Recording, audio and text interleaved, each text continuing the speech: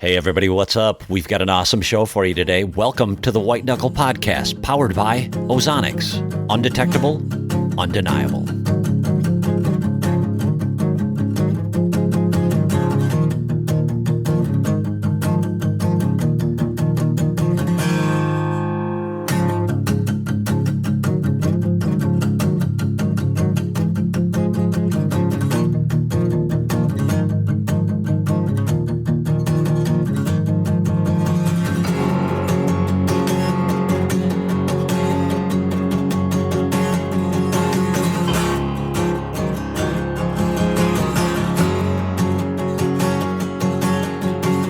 Welcome back to the White Knuckle Podcast. Today I have joined with me, of course, my co-host Todd Pringnitz, and I also have on the other line Dan Infalt. Dan, how are you doing tonight? Pretty good. Glad to be on the show. Thanks. So we're super pumped to have Dan Infalt on, the original hunting beast, man. And how I got to know Dan was all the way back, probably going on 20 years ago. Through Andre DeQuisto at Lone Wolf. Dan was kind of one of the original Lone Wolf hardcore hunters. And if you know Andre at all, he really doesn't give very many guys props. And Dan was one of the guys, I remember it to this day, that he said, yeah, that guy, he knows how to hunt, man. He's been like hunting and foraging for his, that's how he grew up and everything. So I've always kind of been interested in picking your brain because the only times we ever get to catch up is just online here and there, a couple of messages. And when we're at trade shows or have run into each other in the past, you know, you're both working. And so it kind of takes away from just getting a chance to BS a little bit. But Dan, my biggest question or curiosity is, you know, how did you become Dan Infalt, the hunting beast? You know, when you were growing up, kind of understand just what Andre told me and things I know about you, kind of lived off the land growing up, didn't you? Yeah, I grew up in hard times, and I hunted for food. Well, there's nothing wrong with that. Did you, when you always were born and raised absolutely in Wisconsin, eh? Yeah, I've always been in the same area. And you don't have to get specific, but like South Central, where would you describe it? Southeast, in between Milwaukee and Madison. Okay. And for anybody who hasn't watched any of Dan's videos or doesn't know anything about that particular area of the country, what I think you've really picked up on and have become a master of is the swamp hunting. There's lots of cattail swamps, and that's kind of become your niche, so to speak, I think. I can't tell you how much I've learned from just watching Hill Country Bucks and some of your DVDs. The stuff about wind alone that you introduced to me about how to hunt wind tunnels and different things like that. It's like some of the things you just never heard of. Who taught you, or was there a mentor that taught you all this stuff particularly about wind and how mature deer use it? Or are these things that you just taught yourself over the years? I did have a mentor, and the mentor was milkweed. I always used milkweed as my wind checker. Mm-hmm. And I'll tell you, if you use a puff bottle, you just don't get it. Because when you use milkweed, it shows you how the air flows. And I learned things like water thermals. I mean, most people don't even understand that or know about it. How water affects your air current, hunting near water and such. Mm-hmm. There's so much to learn about the wind, and I concentrate on that because deer survive by their nose. And figuring out how, mostly with the bedding kind of stuff and where they're going to live and stay, I can figure out where they're at on a property based on air currents and such. So okay. That's what taught me so much about the wind is figuring out why deer were doing what they were doing based on the wind and air currents. And I mean, just to be honest with you, man, only in the last probably 3 or 4 years have I really started to get a grasp on it, just because I've been able to hunt the same areas now for a period of time, which is kind of new to me, to be honest. We were, hunting new ground for so many years in so many different states. It was hard to really get a good feel for a particular area. But a lot of what I've learned about the wind is kind of once you get your mindset in the way of, how is a deer going to use this wind as opposed to what's the best wind for me in that stand. it almost makes it easier. I mean, it definitely makes it easier to see mature deer because you can kind of use it against them and manipulate them by that wind and what their characteristics and what they're going to want to do and how they're going to want to move around. But I want to definitely dive into the water aspect. We've been doing a bunch of different podcasts and talking about a bunch of different things, and water always comes up. And that's what I found around here. I've got some nice creek systems, and the water just seems to be a part of everything. When you're talking about water thermals, can you describe that to me a little bit better? With water thermals, where that affects me the most is around swamps that have stagnant standing water, or around water holes on farms, especially shallow water in an open area and open sunlight. Just before evening, the water will heat up all day in the sun. Yep. And just in the evening when the sun starts going down and starts getting cool out, it's like bathtub water. It stays warm. So what happens is the air above that water starts heating, or stays warm from the warm water, and rises and sucks in the surrounding air to replace it, which warms up and rises. It's the same way hill thermals work, just to a lesser degree. Mm-hmm. And if you get up against that water, right at sunset when those bucks are coming out, I mean, that's when we usually kill them. Mm-hmm. It's sucking your wind into that water, and up. It's all about air temperature, man. That's when another guy, good friend of ours who's going to be on the show too, Tyler Tissue, he's taught me a lot about thermals where, I guess, everybody talks about them, but until you can actually see them work or feel them work and put two and two together, it basically makes or breaks a lot of setups, especially morning or evening setups. But especially when we get those really cold mornings when you've got a high pressure situation and literally you can get away with murder for 2 hours. So we pretty much, like, between myself and Tyler and some of the other guys we hunt around or are friends with, like, we send out word tomorrow morning, hunt your best stand, don't worry about the wind type thing. But what I guess the hill country stuff is what I'm most familiar hunting with around my area here. And what I have found to be the case time after time after time is most of these mature bucks, they want to bed around those hills and use the topography to their advantage, both like as a visual thing, and I think just when you're up on an elevated perch, do they just feel safer in an elevated position because of the visual? Or like, for example, out in my sanctuary, they have no visual advantage by being up, so it's got to be 100% driven by wind, eh?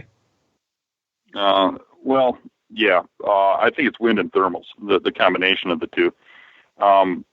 You'll find deer will bed all over those ridges, but the older they get, the more mature bucks will bed on the leeward sides, and they're going to bed in a unique position where they can catch the wind from multiple directions. Like, they'll get on the tip of a little knob, and why they like these little points and knobs is that the air currents from the thermals will come up all sides of that knob from down below. They'll try and get in a position where they can see below, and they really love it if it's thick above. Like, if you manipulate your land, I know you're a private land hunter. If you make it thick above and let them have that eyesight below, and you put that line right where that 1/3 elevation is, 1/3 from the top, I mean, that's killer. But they'll just sit right in that thick looking down, and they want that wind over the top to the back. And guys, the rule of thirds is what I've learned from Dan too, is basically what he's describing is as the wind comes over top of a ridge, it creates kind of a rip current so that it will make a big swirl and actually go back uphill. And that sweet spot, that secret spot, is about 1/3 of the way down. That's where the biggest mixing pool of scent is going to happen. And that's where those bucks want to be. Right. The wind going over, the faster it goes, the more it causes a vacuum effect, where it sucks air back into it. And it'll actually, the thermals that should go straight up because of the wind going over the top, they start to go straight up the elevation, following the land instead of rising straight up, if that makes sense. I mean, if you hunt hills, you stood on a hill and the wind's blowing the wrong direction, it's blowing up the hill when it should be coming from the other way. Then you've seen what I'm talking about. Usually that's where. Go ahead, Jason. No, well, I was just going to say I've made it through the video that is relatively new, I think, on your website, and that's the hill country bedding.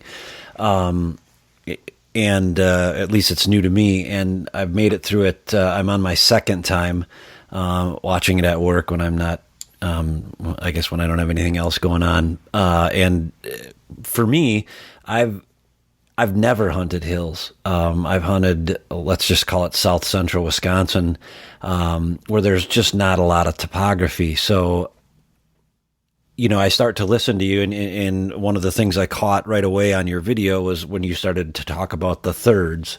And I started to look at that, and it makes complete sense. I know I'm going to get my ass handed to me this year, hunting all the public land that I'm going to hunt, because it's all hill country. But I just, I'm interested to have this conversation, and interested to learn a little bit more about specifically what you're talking about when you say leeward. Just to clarify, I want to make sure that I'm right. You're talking about if we were to set up a scenario and a buck's betting on the east side of a ridge, the wind would be out of the west. If he was betting on the east side of that ridge, on that first third, the lower edge of the first third, that would be the leeward side. Is that correct? That's correct. Okay. And the other thing I wanted to point out too is these areas that Dan's describing and I'm describing, as far as like those areas that just offer a whitetail, especially a mature buck, all the wind advantage they can.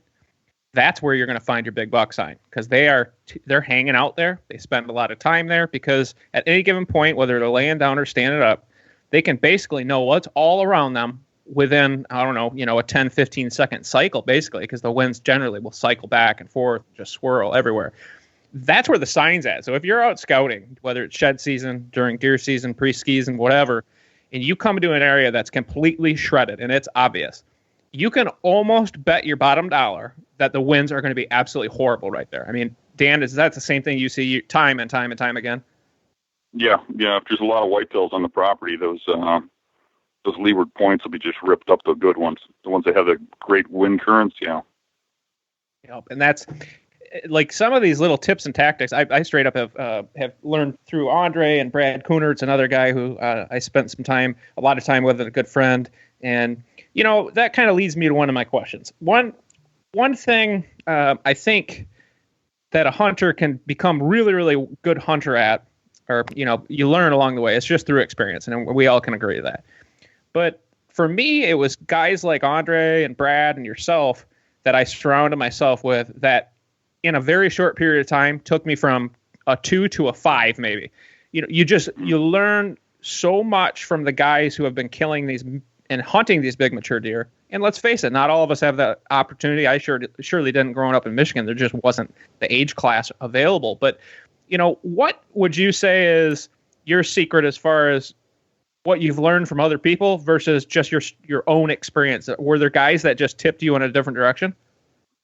Well, there's two things there, and it kind of goes complete opposite directions. I started out by myself and didn't have any mentors. My dad didn't really hunt. He worked 2 jobs. So I had to figure things out on my own. And that's back in, the 70s, early 80s. And there really wasn't, places to go to learn how to hunt, and I just started gravitating towards moving closer to bedding and doing things that if I had a mentor, I would have probably been told not to. And I think going out and learning how to hunt on my own taught me things without learning the bad habits of the general public. I was able to make my own decision. And when I got to a point where I started getting really good at hunting, I think what put me over the edge was when I shot a giant buck that I was after, still one of my biggest bucks to this day. One of the farms that I was hunting, Andre D'Acquisto was hunting. He had permission from the same landowner that gave me permission. And that landowner brought him over to see that buck, and we hit it off. Mm-hmm. And we started hunting together and hunting the same farms together and stuff. And he really opened my eyes to seeing things outside of the box even more and from a different light. He would try some crazy things that you think there's no way he could kill a deer doing, and he'd kill one, and it got to be like a friendly competition where we'd always try to outdo each other. No, Andre usually won that, but it was funny because he'd always beat me by 3 inches, but he beat me.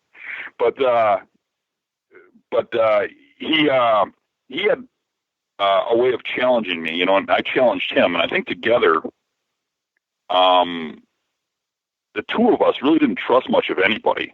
There's a few people in our circle, like you talked about before. I mean, you got in our circle, Brad did, like you said, Brad Cooner, and a couple other people. But really, outside of that, we really didn't talk to people about what we were doing and stuff. And because if you told somebody about a big buck back then, there wasn't a lot of them around here at that time frame. There's a lot more now. So we'd be after a buck. It'd be like the only one that size in this corner of the state. So if you go tell people, you know, they'd be on it. But my point was that I could bounce things off of him and trust that he wasn't going to go after the buck I was after. And he could bounce things off of me. And as a matter of fact, I remember one of the biggest bucks I took, matter of fact, it was really wide. It was probably like 25 inside. I was hunting this buck, and I was talking to him about it, and he was hunting the same farm. And he calls me up, and he says, "Hey, you've been on that buck?" I said, "I can't locate him." And he says, "You know where it is?" He goes, "I shined it over on the other side in a such and such field." And he goes, "It was just after dark. He's got to be living over there." I said, "All right." So he calls me like a week later, and he says, "Hey, did you ever get over there?" I said, "No, I haven't been over there yet." And he says, "You either go over there and kill that buck, or I'm going to, because it's been in that field every day." So I went over there and killed it. But, you know, that was the kind of competition we had. And as you know, there aren't too many people you can trust that you can tell them you're hunting a 170-inch buck, and they see it someplace where you're not hunting. Yeah. And they deem that as, well, that's his buck, and call you up and tell you, "Hey, you should go over and kill it. It moved over here." You know, most people would go over there and kill it on you and go, "Hey, well, it was over here. It wasn't in your area." Yeah. You know, so we could trust each other, you know, and bounce things back and forth. And I can remember back in those days sitting on the phone with him for 4 or 5 hours, where we both probably drove our wives nuts just about every evening, you know.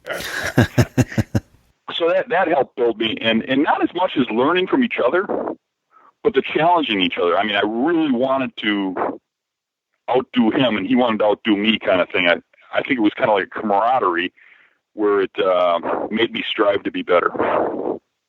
I had kind of a similar relationship with Walter Easling. You know Walter through our DVDs and stuff, but I basically grew up hunting with him, and I pushed him as much as he pushed me, you know, to start going, and really, that's when we really got in crazy pursuit of, you know, trying to get on different farms. Get on farms where, you know, the bucks that we were trying to kill actually lived.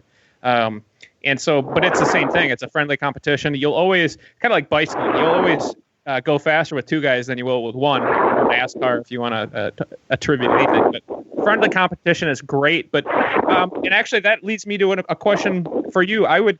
I'm not a public land expert. I kind of got out of public land hunting after I got mature enough to start driving around. 16 years in Michigan was enough. So then I started gravitating toward the farmland. Because it was just easier to hunt, man. I mean, you could see a lot more deer, and I think Andre kind of took the same path, as do a lot of guys. You just start to realize, well, I'm not going to make it harder on myself. But you, I consider to be a state land wizard and an expert, one of probably the best state land hunters around, certainly in Wisconsin.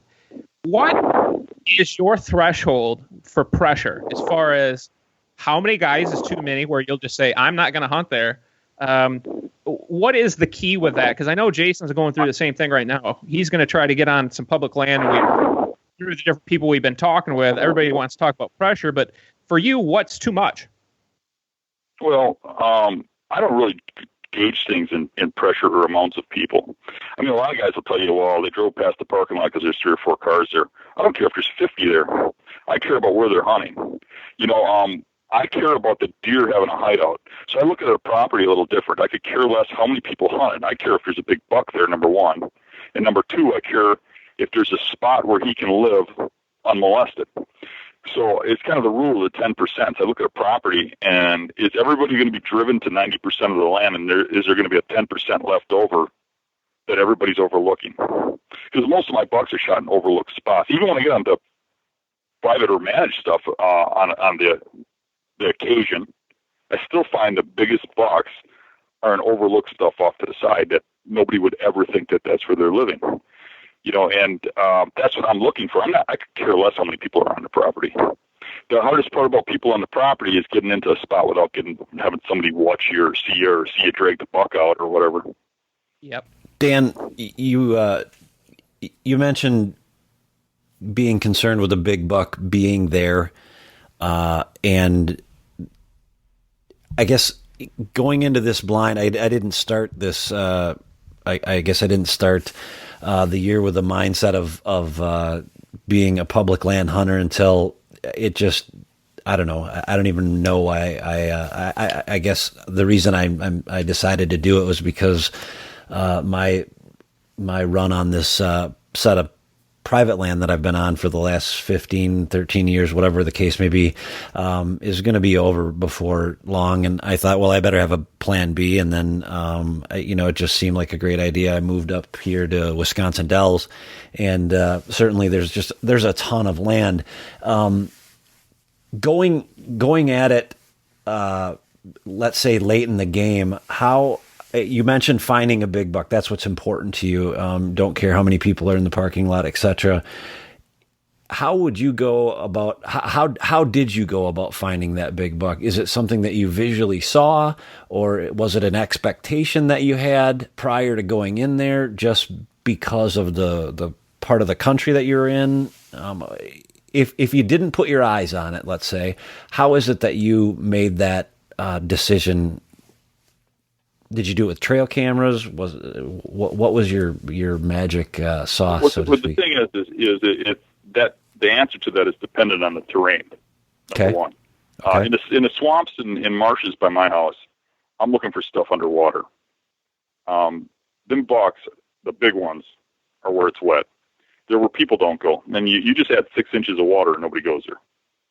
And a lot of them are in stuff alongside the roads and stuff. They need a certain terrain to bed in. I mean, you got to have a certain thickness, a certain amount of hiding spots and stuff. But they like those spots where nobody goes. When it gets to hill country, what you're talking about looking at, I'm looking for overlooked areas. One of my favorite hunting spots in hill country on public land is near where you're living now, the Dells area.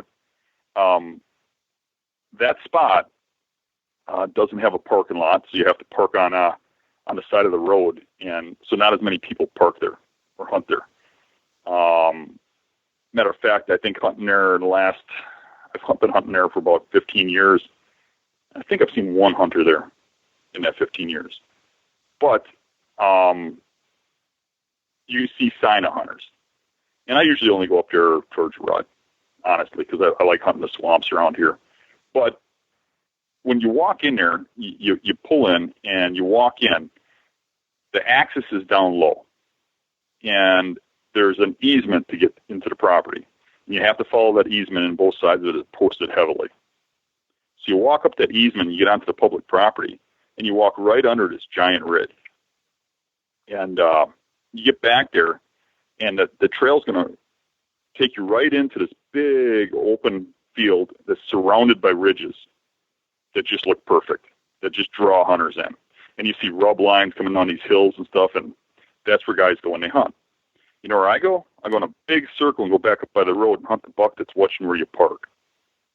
And every year there's a giant buck that beds up there and does that, because nobody goes there, parks, and walks up the hill and hunts above the parking lot. And nobody walks way out into the woods, does a big walk back to hunt on the same ridge right up next to the parking lot. And those are the kind of things I'm looking for, is spots where bucks can hide and not get molested. I think people think of them as like deer. They're just out there in deer-looking spots where they feed. Think of them more like people. If you were in there and there's a bunch of guys trying to kill you, where would you hide? Where does nobody go? And that's kind of how I look at it. I look at it like, okay, if I was a deer, where would I be in here where I wouldn't get shot? And I think when a deer lives there full time for 5 or 6 years, to get to be a mature buck, he knows where people don't go. At what point did you get the stones? Did you get the guts to try something so unconventional as that? Had you failed enough times that you just said, all right, I got to do something different? You start seeing stuff, and you start, seeing deer get out of these unorthodox spots, and eventually you're just like, I got to go in and kill him. That's where he is. That's where I got to kill him, or or if that's where the sign leads back to. And then after a while, you start putting it together where that's the spot you should be looking. And, a lot of the spots I've killed my biggest bucks out of, you'd be embarrassed to have your friend walk up and see you in a tree. They're bizarre spots. That's why the bucks are there. Unorthodox. Buck, I shot. I could see my car. I mean, I'm looking at my car in the parking lot. I actually scouted the biggest buck I ever shot by sitting in a car with a "I break for raccoon" sticker on it, dressed, normally like I don't hunt, reading a newspaper while I'm watching the buck. Every time somebody come by, I pick up the newspaper and read it. That's how I glassed that deer and got a pattern on him, because he was bedding right alongside the parking lot, and it was a heavily used parking lot with a lot of hunters. No kidding. Wow. And now, Dan, I got a question for you about what we both do, what we all do, as far as we're everything that I learned through, the right people was, once you kind of get into that class where you're hunting, some big mature deer, the top end of your area, the best thing you can do is keep your mouth shut and fly under the radar, as Andre used to say. And right. I do the same thing here, just in my neighborhood. I mean, like, there's people I'm sure who know I film and all that, but for the most part, I always want them to think I'm the idiot bow hunter who doesn't stand a chance of killing anything, and then you can go on their property and kill the biggest buck that lives there. But that flying under the radar thing nowadays, we're both in the business of basically showing our hunts and giving out the secrets and all that. How do you? I always am like so paranoid about even putting a trail camera picture online, let alone of a big shooter buck, because I'm not in a position where I can control this whole area. There's dudes all around me. I got a dozen bow hunters within a mile, so I have to manage that as well. But where do you draw the line, or how do you manage that? Because it always stresses me out. Yeah, it ain't easy. I think the point I'm at with bow hunting, or hunting in general, is that I don't think that somebody who's patterning me or trying to follow me around or whatever is really going to kill anything. I think they can annoy you a little bit, but where I'm at right now is I've got nothing to prove, and it's not the thrill it used to be killing those big bucks. I have fun doing it. Don't take that wrong, but I really enjoy showing other people how to do it. I enjoy going on to public land. And I think that's where me and Andre kind of split off. Is Andre wanted to shoot the very biggest bucks, period. And I really liked outdoing people. I like going on a level playing field like public land and outdoing people. I think a lot of people don't know it, but I get offers all the time from outfitters and stuff. Come hunt my camp and for free. Yep. Just let me use your name in the advertising. I'm sure you get that too. Yep. And I turn it down. It's very seldom I would accept something like that. I would rather go out here and shoot a 150-inch buck on public land than a 190-inch one on a ranch. But that's just me. And that's not knocking it at all, but that comes along with anybody who knows where I live, knows where I hunt, knows my truck, knows what I'm after, knows what I'm hunting, and can pattern me. There was a buck on the public land right behind my house here in the marsh. That was almost Blooming Crockett, not quite, but it was the biggest one around, and everybody was glassing it. Everybody was shining it. Shining's legal here. And, I went out and killed that buck, and I had the whole town mad at me, but they were trying to figure out where I was hunting, and I knew they were. So I had a truck that had all my name on it and all that stuff for my scouting business. And I took that and parked it on the other side of the swamp. And I took my I break for raccoons car, parked where the buck lived. Dude, I freaking love it. I've always joked around about putting a PETA sticker on my truck, kind of the same thing. But, oh my gosh, that is...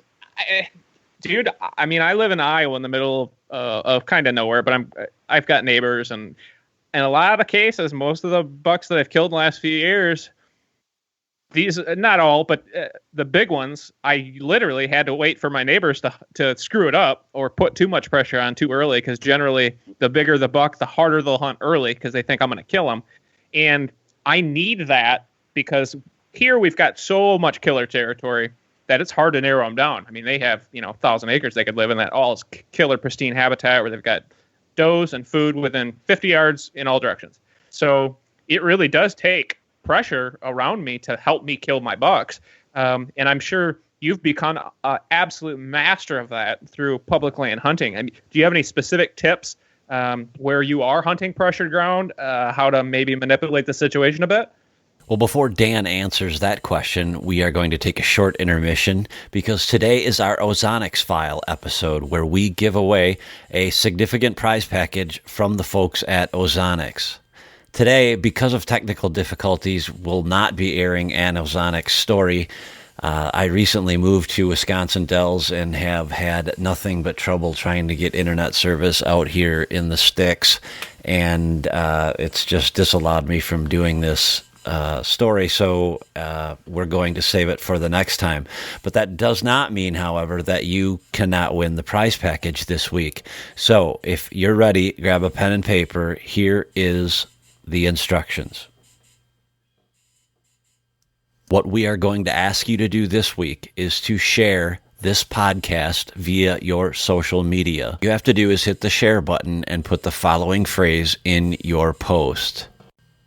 Everybody ready? Simply put, check out the White Knuckle podcast powered by the @ Ozonics Hunting. Again, put in the dialog box when you go to share it. Check out the White Knuckle podcast powered by, tag Ozonics by doing the following. Put the @ and then type in Ozonics Hunting. Hit enter. After you've done that, go to www.whiteknuckleproductions.com, and on the right-hand side of Dave's head, there's a contact button. Click the contact button, fill out the information so we know where to send your gift, and in the comment section, put, I want my Ozonics. That's it. Should be pretty simple. If you have any questions, just email me at jason@whiteknuckleproductions.com. Also, one other thing to note, Ozonics, in addition to giving you the opportunity to win some free gear as a valuable listener of our podcast and a loyal listener of our podcast, they have gone ahead and extended a coupon code for you to use towards Ozonics gear. Now, you have to spend $3.99 or more, so that would be an HR 200 or better, and you will get 15% off from that purchase by using the following code. The code is WKP, all uppercase, 2017. Just a short note about that. In order to get that discount, you have to set up an account with Ozonics. If you don't set up an account before selecting your product and checking out, you won't receive the discount. So again, set up an account, type in all uppercase letters, WKP 2017. Now back to the show. Well, sometimes pressure comes into play and sometimes it doesn't. I mean, some of the very best big buck spots I have are so overlooked that even during gun deer season, nobody goes in there. But on a side note, going back to what you're asking, is I can think of one area where I hunt this big marsh that has an island in the middle, and the whole rest of the marsh is just cattails. But there's little fingers and points all the way around the outside that go up into grassy fields. And a buck will literally bed on whatever side of that marsh the wind's blowing from, up against the cattails, but they won't bed in the water. Now, on that island, I can get a good buck on that island just about any time of the year, but once you hunt in there, you get your scent in there, and you really got to go through some crap to get back there, and then deer know you've been back there. You know what I mean? So you got to bide your time and hunt it with the right timing.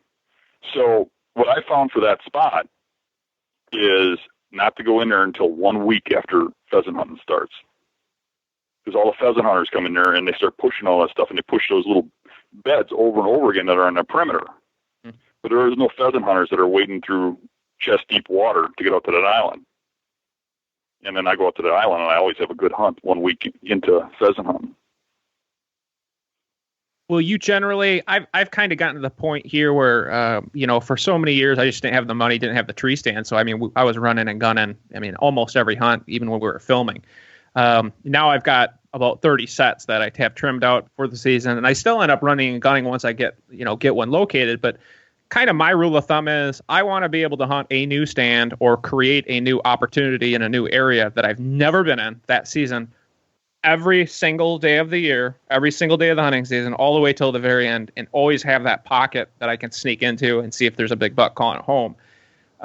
What do you think is, for you, do you try to create that? I just try to create that first time in every single time I hunt, but how often do you rehunt the same stand or area out of your repertoire? I don't know if you have a half dozen spots that you'll bounce through, or you get on one and you just pound the heck out of them until you kill them. Well, I got spots that bounce through, and I got some spots that, if you hit the timing right, you're going to kill a good buck. But I don't like to hunt them more than once a year, really. Yep. The tops I'd ever hunt a stand is 3 times, and there has to be something pretty good in that area, for me to do that.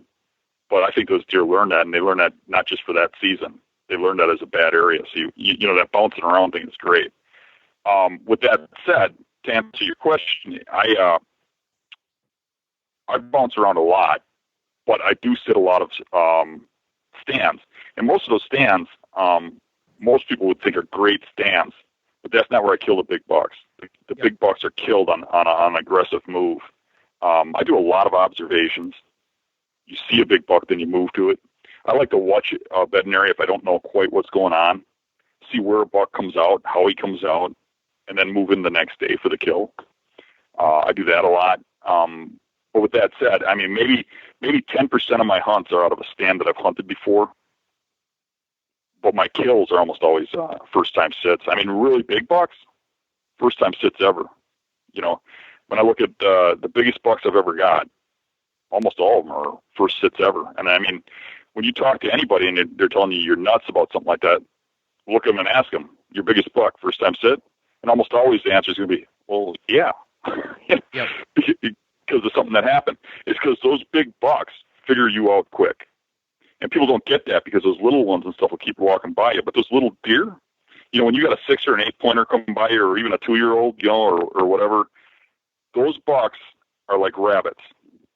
If you're hunting rabbits to get mature bucks, you're not going to kill very many mature bucks. It's like hunting rabbits and expecting pheasants. You're hunting 2 different species. Those deer progress so much with age that when they get mature, it's like you're hunting a whole different animal. And those guys think because they're seeing deer out of those stands they hunt over and over again that they're doing something right, and they think they just got to bide their time. They just got to put their time in. The way I hunt with that aggressive moving around, and I don't know how it is for you, but probably kind of the same. If I sat food plots or field edges and stuff, I would see a hell of a lot more deer than what I see. I would have a lot more shot opportunities, but it would be a lot smaller deer, a lot smaller bucks, a lot lower age class. Oh, Dan, everything you're saying is exactly the same thing I've experienced just on my farm. And, that's the hard part is, especially for guys who maybe, just don't have the experience or haven't killed as many big bucks, but let's say they're going after a 4-year-old or something, and they're sitting in a typical pinch point funnel, the spot that every guy would hunt and probably has hunted year after year after year. And they start to see those 1-year-olds, 2-year-olds, 3-year-olds chasing does around. It's fun. It's exciting. You get to watch all the activity. And they always wonder why they never see any big bucks, but they're anchored in that spot because they see activity. Well, if the deer are here, eventually I'm going to see a mature deer. And dude, you got to draw a line in the sand and just say, that's never going to happen. They do not get to that age class because they go through those same areas that all the young deer do and everything else. So like you, around here, when one of these big dominant bucks is controlling an area, if I'm seeing a bunch of 2 and 3 and 4-year-olds, to me, that's a warning sign. There's probably not a big buck there. Usually they're going to be alone, and most of the immature deer just don't even want to mess or tangle with the big dog, so they just kind of avoid his little spot. You see the same thing? Right. Yeah, absolutely. I see a mindset with hunters too. It's a success thing. And I think it's more a sign of the times, but people have to have success in seeing stuff. They go out there You ever notice that with like people we know and stuff? You talk to them and they're like, well, I didn't see nothing, and I don't know what I'm doing wrong. I'm not seeing it. Even if I'm seeing deer, I didn't see nothing if I didn't see what I'm after. Those are rabbits. You know what I mean? So I can go 30 sits without seeing a target animal, and that don't bother me one bit. As a matter of fact, most of the properties, if I know something's big in a certain marsh or a certain swamp or something, I will hunt that buck down by specifically targeting, all the bedding areas in that swamp that I think he's in. And if I go 10 sits out of a swamp that's got 15 primary bedding areas in there, I'm excited when I'm not seeing anything. I'm getting closer to the end result. Yep. It's almost like a mental shift you have to get to, especially, and that's the big difference is if your goal is to go out and kill a 3-year-old deer, then go hunt the pinch points and funnels. And if you enjoy that, good for you. Go have a good time and do it. But like you, I'm always going after that target animal. And when you are chasing one individual deer, just like you said, half the battle is eliminating spots that he's not in. And in my mind, I'm the same way, man. If I go into a spot and it's that one time in per year, depending on the time and what buck I'm hunting.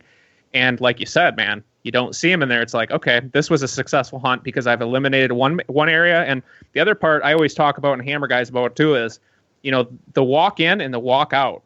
You can learn so much because it's fresh intel. You can see tracks, rubs, scrapes, sign to get an indication. But the other part too is some of the big bucks I've killed over the years, not all. Generally, when you find their core area of these dominant bucks, they've got it pretty shredded. But I've killed bucks in areas that had almost zero buck sign as well, just through the system of elimination. You can only hunt sign so long before you don't see a big buck, and you're like, okay, this is obviously nighttime activity. You know why I'm doing more elimination? The reason I'm doing more elimination is because, and I might be wrong on this, but this is my theory. And my theory is based on observations over the years.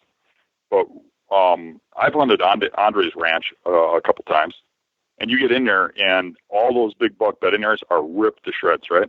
Mm-hmm. I get onto, this public stuff. Some of them are ripped to shreds, some of them aren't.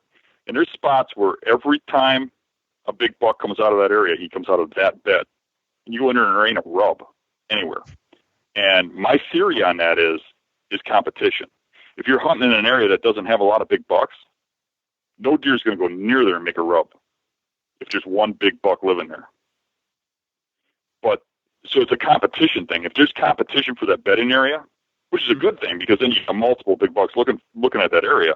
But if there's competition for that bedding area, it'll be ripped to shreds. If there's only, 1 or 2 bucks in the area, it won't. Makes sense, brother. That's something something I've never considered.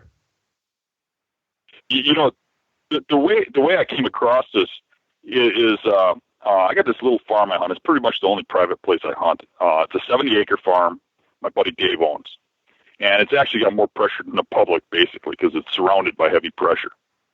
But there's one bedding area on that farm. It's a leeward ridge that 90% of the time when we see a big buck on that farm, in the last 25 years, it's come out of that spot.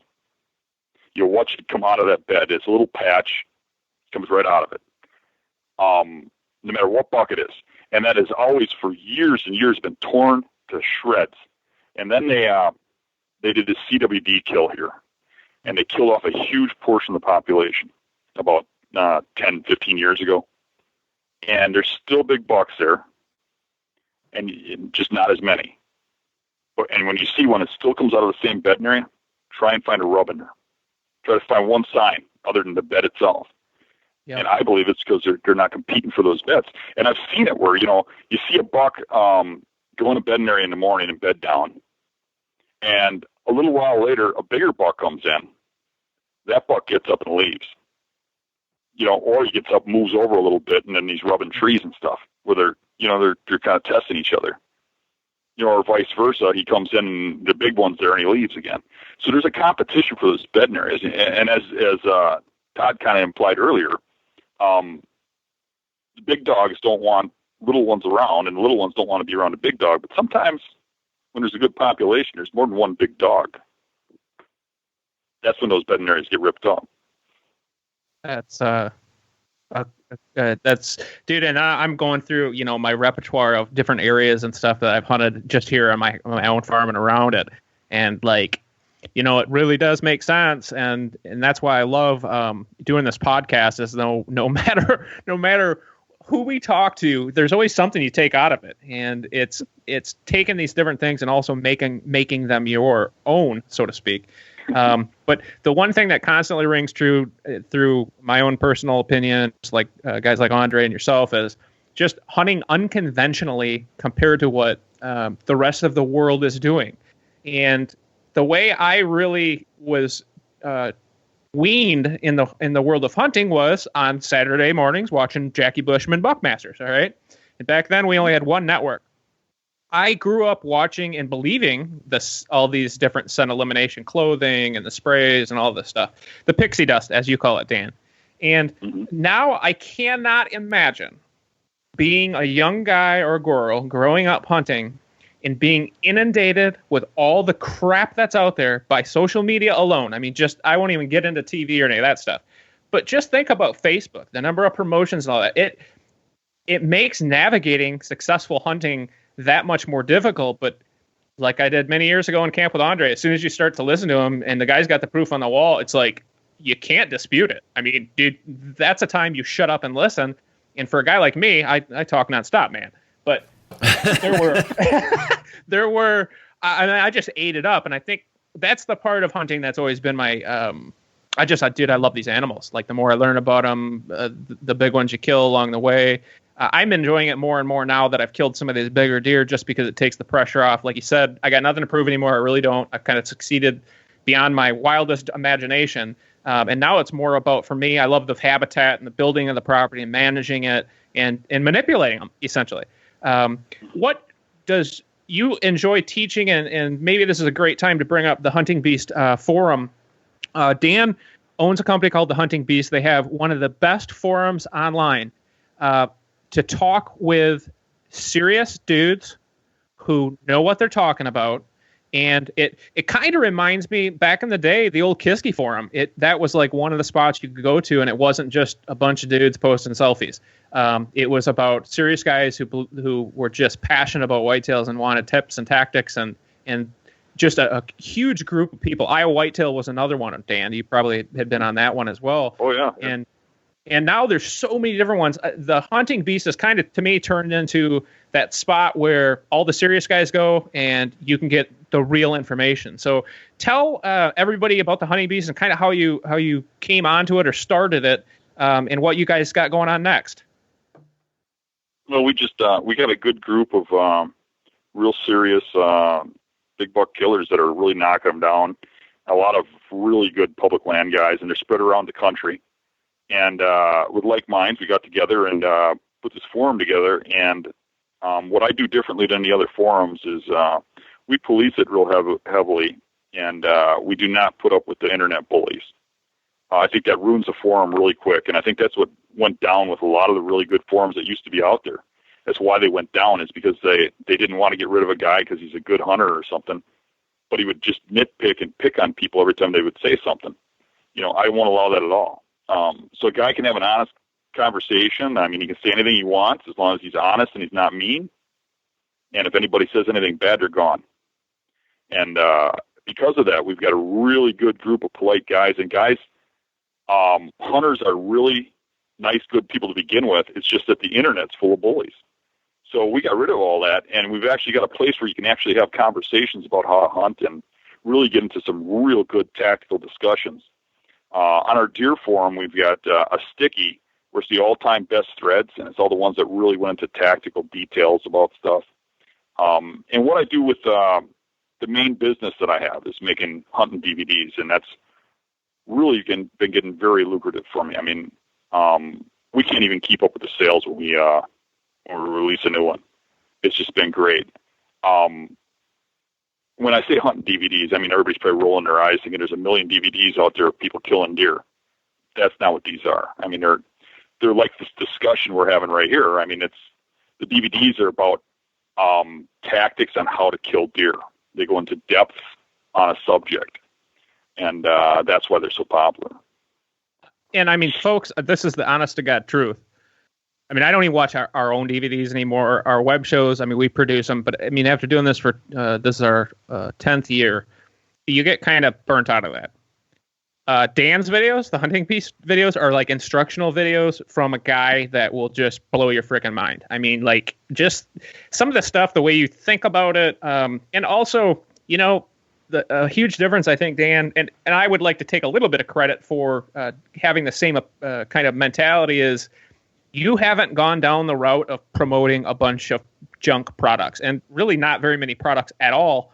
And that's kind of something I've been always hung my hat on is that we aren't that marketing company. The deer come first. The stories about the deer come first. So if you've never watched one of Dan's videos and you like the content that we're talking about, and our typical White Knuckle podcast is all about whitetails and trying to kill them and learn something along the way. If you haven't watched any of Dan's videos, you absolutely must, because it's something when I watch them, I'm a detail-oriented, anal engineer kind of minded guy, and they blow my, like, it boggles my mind. Jason, I mean, you've watched them too now, and I think you just kind of got introduced to them through me in the last, I don't know, 6 months or something like that, right? Well, no, I've seen them in the past 5-6 years. I've watched in and out. Obviously, this year it's become more of a focal point. I realized, I guess, and I'm not taking anything away from a private land situation at all. That's in many cases, as Dan had alluded to earlier, in many cases it's just as hard, if not harder, than public land. But I realized that I needed some resources to, I guess, change the way that I think, so that, just like the rest of you, I'm on a limited time budget. I don't want to be out there wasting a bunch of time. And, so I've gotten most of the DVDs. The most recent one is the Hill Country Bedding, I believe it's called. It's in my desk at work. And I've literally got a notepad full of notes, because it in many ways it reminds me of in high school I had a wildlife class, and it really it gets down to, he doesn't get into necessarily the science of deer, but the science of hunting deer, really, and I guess the observations that he's found, and really what's worked for him. And once you start to see it in the diagrams that he has in there, they're really beneficial, and they really change, I think what we think in our mind is important.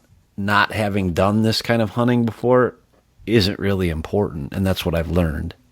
Does that, I don't know if that makes sense or not, but I'm listening to Dan talk and I'm going, okay, maybe trail camera pictures on public land aren't that important at this point in the game. I didn't have the luck of walking through there in February when all the answers to the questions are right there before your eyes. I'm walking some of this ground and I'm not finding a whole lot of sign. I'm not letting that deter me. But I guess back to the video thing. Sorry, I rabbit trailed there, but back to the video thing. Yeah, I mean, I think they're priceless. I think I think, Dan, you could speak to this, but I think they're the only set of videos out there that are that instructional. Yeah, I've never seen anything that goes into that much detail, but then again, I don't really seek them out and watch other people's stuff. Yeah. You're not watching Michael Waddell's Realtree this weekend, buddy? What's kind of funny is I can't stand hunting TV and hunting videos. I watch crime shows. Well, I mean, the crazy part is once you get to a level like you're at, and I'm just trying to get there someday. I'm playing catch up, but to a certain point, once you kind of start to learn how to kill big deer, and then you start to listen to the stuff that's out there, it's like, my God, these people really do only care about the money. I mean, and it's just blatantly obvious in a lot of ways. I guess in the world of hunting and everything, I know that Lone Wolf has been a big part of, the way we hunt. Andre's first company, just portable tree stands, all that. Is there any other piece of equipment that is like the Dan Infalt you can't live without and you couldn't kill big bucks without?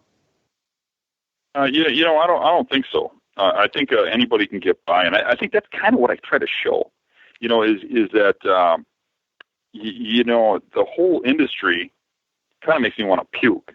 You look around and everybody's trying to sell you something. They're trying to push something down your throat, and just so that they can put a sticker on their truck and get a free suit or something, they sell their soul to make their show about an advertisement. And most of those guys are getting hardly anything. And I wouldn't lie to my followers just to do that.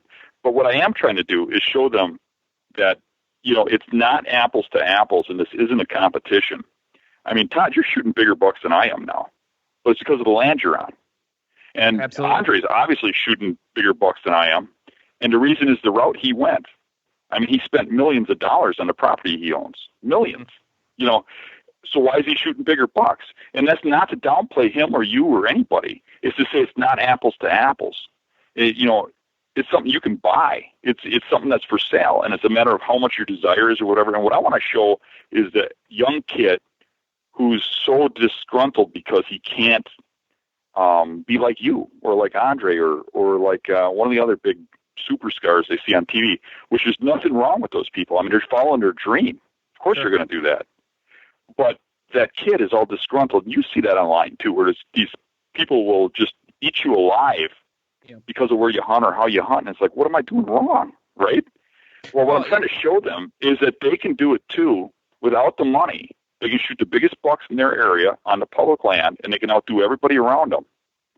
And you don't need the money if you're willing. There's a sacrifice there. You can put the time in and the effort, and you can still kill big bucks without investing all your money, or not having the money. I mean, some kid might be, not even have a job. He can still kill big bucks. He can go out and buy a cheap bow out of a garage sale, go piece together some arrows, and go hunt off the ground and still kill a big buck if he knows how to hunt. If he still, understands the pieces. And the industry and to have to discover food to have a camera so you know what went by. You have to do that, and you have to spray yourself with this. You have to wear that, and and they'll ruin their bank account and they'll ruin their marriage. You know what I'm saying? Oh, I want to see people more educated on how to hunt, rather than all the shows out there and all the videos out there being, hey, look at me because I'm better than you.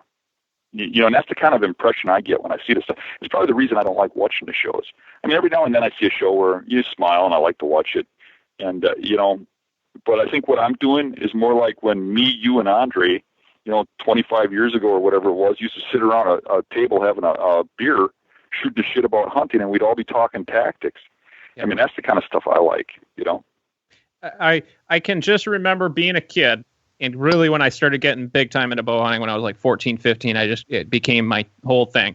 And my dream was to have a friend that I could actually talk about whitetails with, and they would actually know what the hell they're talking about.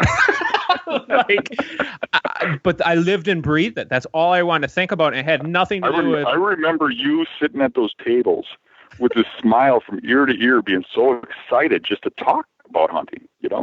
And it was great. I mean, that's what it's about. It's the passion. Dan, I did an interview this spring with Gene Wenzel, and he what did he call Todd? Oh, he called him Smiley, because every time he said he talked to him, Sparky, wasn't there something like that? Sparky, Smiley, something like that. But he said every time that he saw him, all he was doing was smiling. He's like, he was just jacked up about deer, and that's all I've ever known Todd to be. And right. I love his passion for it, and that's one of the things that I picked up on your video, is just your passion for it. I'm in the sales business. I sell, I guess you could say I sell cars for a living, because that's what I've done for 26 years. And I've seen 100 sales trainers in my life. And I can promise you that I can pick the ones out who really know what they're talking about, and the ones out that are reading off a script. And what you're talking about with respect to the hunting industry and TV and all that stuff really relates back to what I'm saying, is you got to be authentic. If you're not authentic, people see through that. And I think, again, speaking to your videos, that's what I see there, not to mention a whole bunch of good information. And of all the guys I've ever met, I'll just put it to you this way. Of all the guys I've ever met in the hunting industry as hunters or anything, Dan is as blue collar as you can get. And that's what everybody loves about him. And that's why people are huge fans of the videos and the Hunting Beast forum and everything, is because it's not about how many sponsors are on the homepage. It's not about, free prizes and giveaways and stuff. It's all about the whitetail, man. And I think anybody who knows Dan knows that. And I hope I can have the same goals and feelings, I guess. But I think the podcasts have kind of become my new passion, because, to be honest with you, 10 years of trade shows and producing DVDs and web shows and all that, the smiling at trade shows starts to become a challenge over time. I mean, it's just the way it is. You deal with so many people, a lot of drunk idiots and everything in between. And it kind of leaves you a bad taste in your mouth about the hunting industry in general. And I think, to be honest with you, the numbers are proving it. The number of hunters are on decline. And I truly believe it has to do a lot, Dan, with what you touched on, which is that you're putting this out there so big. Mark and Terry Drury are big buck killers. Is their scenario or Andre's situation or mine realistic to most guys? And the answer is no, because in order to do that, you have to basically dedicate your whole life to it. And that's just not life for most guys. So, dude, I applaud you. And I think that's one thing about our podcast that I dig the most, is because it's not about product promotion. It's about the deer, man. And so I just thank you again for coming on, because you're one of my favorite guys to talk about whitetails with. And there are not very many of you in this industry. So I want to lift you up and make you an example for everybody, because we need a little more Infalt. Dan, Todd doesn't often do a podcast after 2 p.m. So when I asked him about this, he automatically said yes. And I went, well, maybe he's turned over a leaf, but now I've realized it's just you. I've got pictures all over my office of Dan.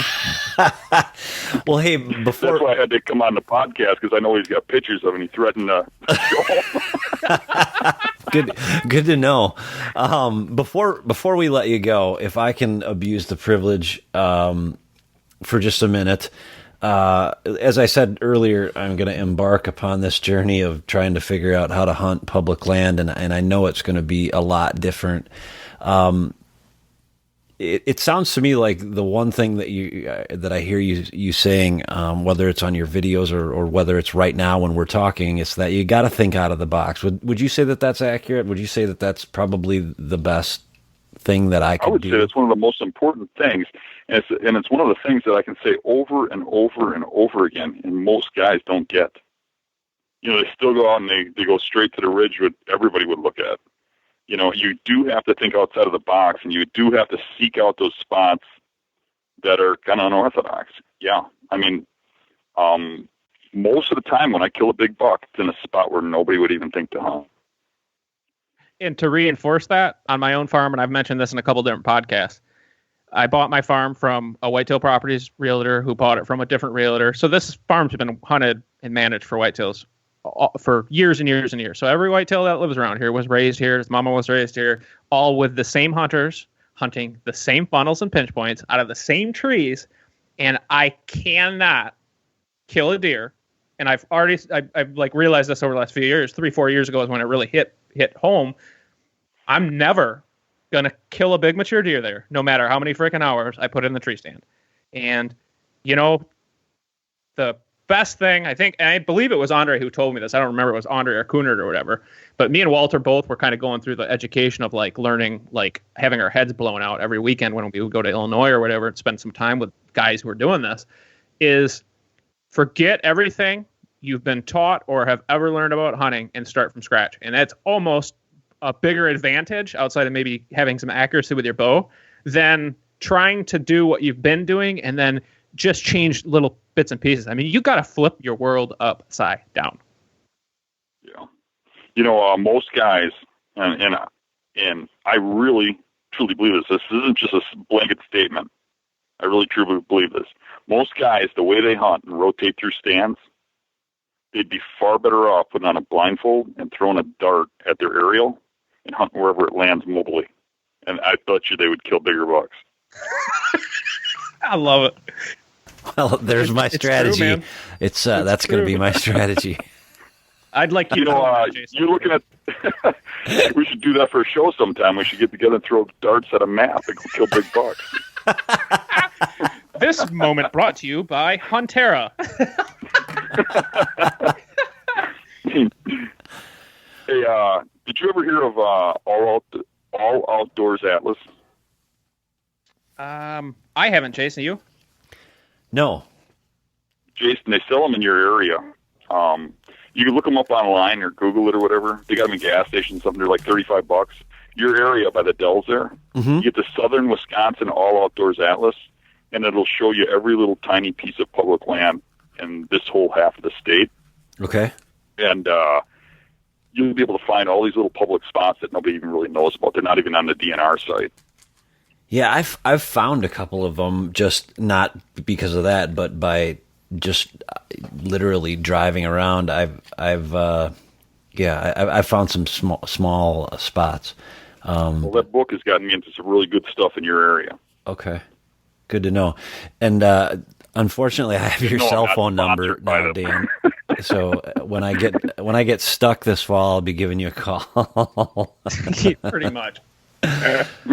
Oh, man. If he calls me, I'm just going to tell him to go start knocking on doors and try to get on a piece of private right next to it. Let me ask a quick question, as long as we've got you real quick, and then we'll let you get going. How much importance do you place on food? In other words, when I say food, agriculture, I should say, being present in and around those public areas. How much importance do you place on that? It's a good thing, but it's not absolutely necessary, and I don't think it's as important as what people play into it. For instance, the marsh behind my house is completely surrounded by agriculture, and they even plant agriculture on the public land. And you can go around and you can shine those fields, and it's amazing, because right now I can shine all night till morning. It's amazing how you can know that there's a big buck out there and never be able to find them in the field. You might see them 2 or 3 times out of the year. And when you shoot them, they're all full of browse. And a lot of the times, even when they are eating in the agriculture, I'm hunting spots that are 3 miles from the field where they're bedding. They're going to bed safe over bedding next to a field any day. Safety comes number one. So if there's a safe spot next to your food source, sure, they're going to bed there. But if the safe spot's 3 miles away, they're going to bed 3 miles away. They're going to put safety over food. And a lot of times they eat a lot more than what people think. I mean, marshes, woodlots, and stuff are full of food, especially areas that have broken up woods like swamps and stuff, where you have sunlight get into the forest floor a lot. They eat a lot more than that. I mean, there's plants that I don't even know what kind of plant they are, but they come in season at certain times, and I know that deer are going to be there feeding on those plants over an alfalfa field or a corn field, or the stuff that they eat is way beyond what most people think. And I think a biologist could tell you the same thing. They're not just agricultural animals. A lot of people put everything into fields. Sure. Well, everybody loves to see deer, and oftentimes that's the best place to see them. But like you and Todd both alluded to earlier, you're not hunting the deer, you're hunting a deer. So you'd prefer to see the one versus a whole bunch of them. And yeah, you bring up a good point. I through some scouting and walking, whether it's Baraboo Bluffs or whatever, there is a whole lot of a whole lot more grass or whatever it is that's growing on the forest floor in this part of the world than what I'm used to. So it's definitely different, and I can see where, particularly around the Dells here, there's a lot of it that's growing on the forest floor. Yeah. Interesting. Hey, real quick, I have it written down on my desk. What are the 2 sites that you rely on oftentimes when you're going to look at and digitally scout an area? hillmap.com. And what Hillmap does is it allows you to split the screen, and you can look at two maps at the same time, looking at the same spot. So you can put a topo on one side and a hill on the other, aerial on the other. And when you zoom in on one, it zooms in on the other. And the other one I like the most is mappingsupport.com, because I can switch screens real easy, back and forth to different types of mapping, and I guess I like Google Earth a little bit too, because Google Earth, I can go back in historical pictures and you see things you can't see in other pictures, like clarity, different times of the year. Like I'll look for a certain fall picture where you can see the trails in a swamp. You can see on certain time frames of the year with an aerial, you can see where deer are moving through a cattail marsh per se. And I can zoom in and where all the trails meet. Oh, that's where they're bedding, that kind of thing. So, so Google Earth with using the time thing where you can go backdate maps. Mappingsupport.com and hillmap.com are the three I go to the most. Okay. And Todd, do you have anything before we wrap it up? No, I just appreciate again coming on. I know I would love to make you a regular guest, Dan, because I know we talked a lot about like hill country specifically, and maybe a little bit of swamps. But I know just through some of your other videos, you have hit on so many other topics that it's really, really worth checking out. But I think it's a big part of becoming a better hunter is you got to learn for yourself. But at the same time, there are people along the way that will really push you in some ways just by competition alone, friendly competition, hopefully. But you got it, man. You always have, and I love you for it. And I just want you to keep doing what you're doing. Are you in the future for the Hunting Beast? Are you guys going to stick with DVDs and web shows and a forum, or do you have anything new that you're looking at potentially? Well, the biggest thing I'm trying to do is get that the DVD series done. It's a book type series. That's why they're called chapters. And eventually it'll get into setups and stuff, and it's going to cover everything start to finish. And then when I get done with that, I'd probably like to dwell more into the YouTube type TV shows. Cool. Dan, if I ever get done before I die. where can we? Because you do have a YouTube channel now, correct? Yeah, and as a matter of fact, if anybody's curious about the videos, but they don't want to shell out the money to find out, there's some good examples right on my YouTube site. It's Extreme Whitetail Tactics or Hunting Beast. You can put either one at Google and it'll come right up, or my name, and it'll come right up. And if I got a lot of different videos in there, and they cover a lot of different things. There's even podcasts in there. So you got to kind of search. And there is playlists. And one of the playlists is the Extreme Whitetail Tactics shows. And there's about, I think there's 6 or 7, maybe there's 10 whitetail shows in there that are really good. There's one of them where I think it's number 3, where I actually sneak in on a bedded buck and set up a tree stand, climb up the stand, set up the sticks, set up the stand, crawl in the stand. And the whole time I can see the 10-pointer bedded in his bed 35 yards away. That's awesome, man. That's a cool show. Wow. Neat. He's the man, dude. I didn't invent this stuff, man. I just learned from some of the best, thankfully. I don't know I don't know where I'd be. I don't know, you're doing pretty good, Todd. Yeah, not too bad, but no, but I mean, if I many years ago it was with Andre, I emailed him an idea, and before you know it, I had a 4-hour phone call conversation with him. It kind of changed my life because it was just like, I guess there's a bunch of us out there, and now it's a little bit easier to find one another because of the web. But back in the day, man, as you know, there was just, I was the most serious guy I knew in my county. But I wasn't about to talk about it with anybody to find out if there was anybody else serious, Right.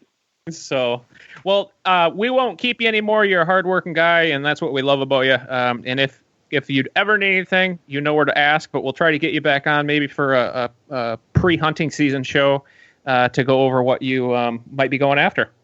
Real quick, Dan, before we let you go, why don't you give us your the website to the forum, and then where people can go to buy those DVDs that we've been referencing here throughout the show. Buy the DVDs right from my website. At the top is icon that says store. Just click on that. My website is thehuntingbeast.com. Well, there you have it. All right. Well, we appreciate you letting us bend your ear for a little over an hour. And like I said, I've got your cell phone number, so you're probably in trouble later this fall. You might want to just block my number. Send me a text anytime. And he can borrow vehicles anytime, so he can really take the shape of anything. I would highly recommend like a Volkswagen or something come public land hunting, Jason. Right, you want me to decorate it? I got some I break for raccoon stickers, and I got a wig and a dress you can wear so that they don't recognize you. That's all too common up in Wisconsin. I think with that, we'll shut the show down there before I get a whole lot more grief. I want to take this opportunity to thank you all for being listeners. Our podcast has absolutely grown far beyond our wildest dreams, and it's really because of you guys. It's absolutely because of you guys. So we appreciate all the listeners that we've got. We appreciate all the feedback that we've got. And again, don't forget, if you want to be a guest and tell your story on our show, just email me at jason@whiteknuckleproductions.com. Again, that's JASON at whiteknuckleproductions, all one word, .com. Well, before we end the show today, I just have the same message that I always have, and that is to please go to iTunes if you are listening via an Apple device and download the White Knuckle podcast and give it a review, please. If you're listening on an Android device, you'll likely be listening on the Stitcher app. If you're listening on any other app, go to that app and please give us a review. Reviews help us do what it is that we're doing even better than we're doing it, which I know is hard to believe. But whatever the case, we need reviews, so please give them to us. And also enter that contest. Timothy Hurley won the HR 300 last month and a dry wash bag. We don't know what it is going to be this month, but you'll be sure to know once you win it. So the only way you can win it is by entering. So if you have any questions about the entrance of the contest and how to enter into the contest, please go back to the intermission of the show. I give detailed instructions on how to enter into that contest. Also, don't forget the code WKP 2017. Make sure you use that if you're going to order anything from Ozonics $3.99 or more. With that, I think we'll end the show for today. Again, thanks to all our listeners, and thank you to Dan Infalt for taking the time to spend with us as we begin our fall sessions, where we will be primarily talking about hunting. We're going to have some guests that you've never heard of before. We may have guests that you have heard of before. Whatever the case, these folks have amassed a trophy room full of big whitetails, so you won't want to miss what we've got coming up this fall. So with that, I'll end the show for the day. If you have any questions, again, don't be afraid to reach out on either our social media pages or email me at jason@whiteknuckleproductions.com. I can't think of anything else, so with that, I'll just say Jason out.